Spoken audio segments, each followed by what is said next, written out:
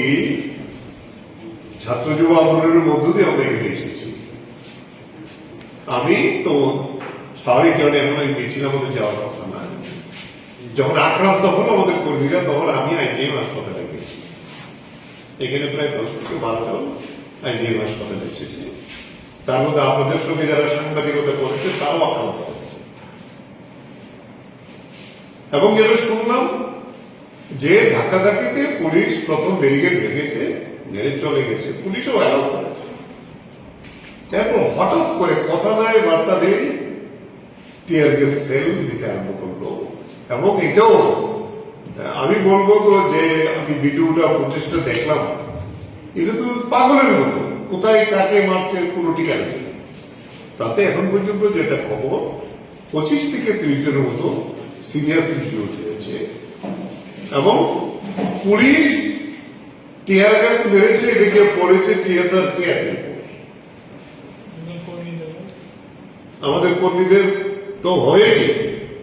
এরপরে তারা দেখা গেল এই সিআরপিএফ তারা উত্তেজিত হয়ে আবার আমাদের উপর লাঠিপাঠা করেছে।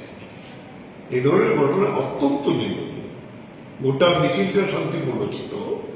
আমি যদ্দূর খবর নিয়েছি তাদের কাছ থেকে, আমাদের নেতৃত্বের কাছ থেকে, তারা বক্তৃতা যখন করছিলেন তখন পুলিশ বিনা প্ররোচনায় এই ঘটনাটা ঘটেছে। তারপরে স্বাভাবিক কারণে ছাত্র যুবরা তারা উত্তেজিত হয়ে পুলিশের ব্যারিকেড ভেঙেছে।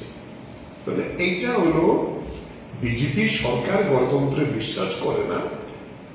তারা এখন মিটিং মিছিল করার জন্য লোক পায় না। মূল কথাটা এটা।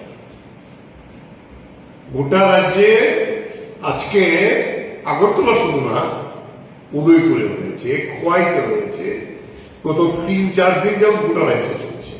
যেভাবে যুবকরা নামছে CPI-M না শুধু আমাদের ছাত্র যুব নেতৃত্বে, তাতে আতঙ্কিত।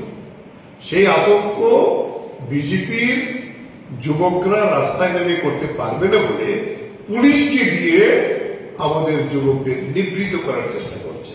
তবে এটা বলছে আরো জিদ বেড়েছে যুবকদের, আরো বেশি করে এই সরকারের বিরুদ্ধে ছাত্ররা যুবরা আজকে লড়াই